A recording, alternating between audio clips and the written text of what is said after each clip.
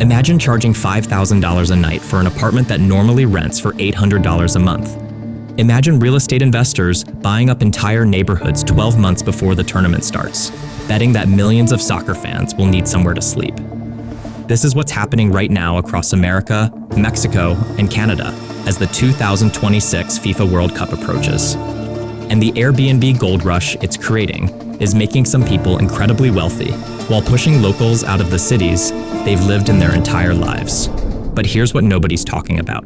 Some of these investors are going to lose everything. 16 host cities across 3 countries, 104 matches, an estimated 5 million international visitors flooding into North America over the course of the tournament. 5 million visitors needing hotel rooms, apartments, and houses for weeks at a time, in cities where hotel capacity was never designed to handle this kind of demand.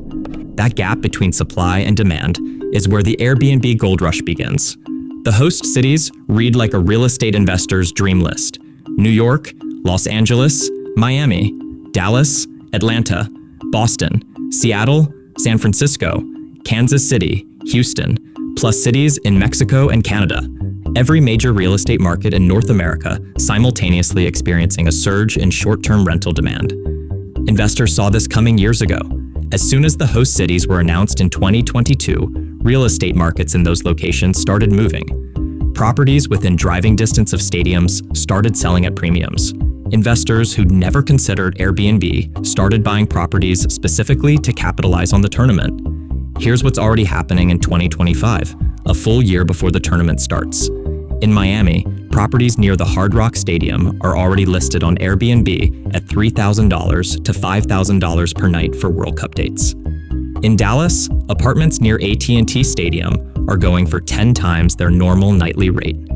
In New York, properties anywhere near MetLife Stadium are seeing Airbnb hosts set prices that would make a luxury hotel blush. Some of these prices will actually be paid.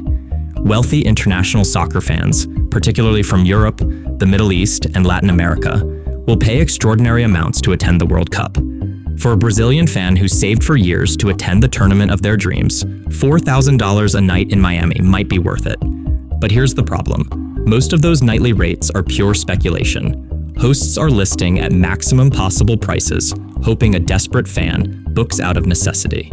Many of these listings will never get booked at those rates.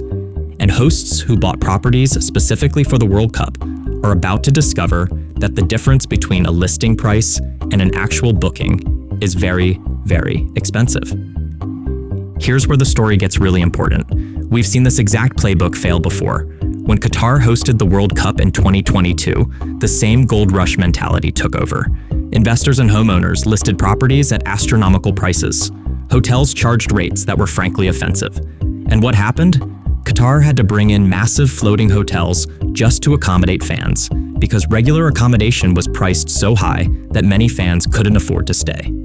Attendance at some matches was lower than expected because the accommodation crisis made attending in person prohibitively expensive for average fans. Property investors who'd rushed into the Qatari market expecting to make fortunes found that demand didn't materialize at the prices they needed. Some lost significant money. The lesson was clear. Greed kills demand. If you price every fan out of your city, they simply don't come.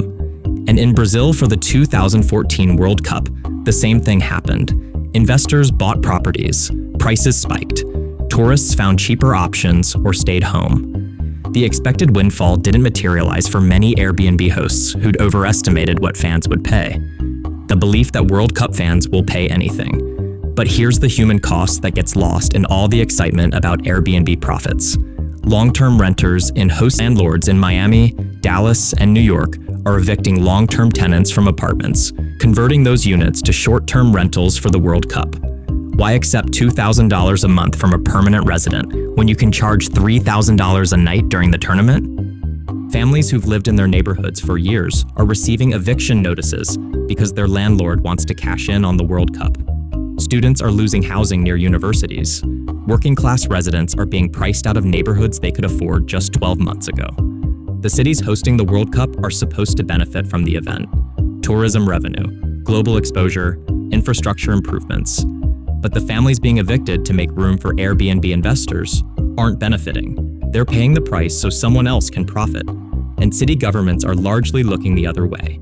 The political pressure to make the World Cup a success overrides the political will to protect renters. Enforcement of short-term rental regulations is going slack, specifically because cities don't want anything to disrupt the tournament narrative. Now let's talk about the investors who rushed into World Cup cities, expecting to make millions. Many of them bought properties at peak prices, specifically for the tournament. They've taken out mortgages based on projected Airbnb income during the World Cup. Here's the math problem they're facing. Even if they charge $3,000 a night, the World Cup only lasts about 6 weeks. That's 42 days maximum of potential income. But they need to cover a full year's mortgage. If they can't rent the property at normal rates outside the tournament, those 6 weeks of income won't cover 12 months of costs. Some of these investors will make money. The ones who bought early, in the right locations, and priced realistically will profit. But many others who bought late, in secondary locations, at inflated prices with unrealistic income projections are heading toward financial disaster. Not all 16 host cities will experience the same Airbnb impact. The cities that will genuinely benefit are the ones with multiple matches, strong existing tourism infrastructure, and international appeal. Airbnb hosts who bought early and priced well will make serious money.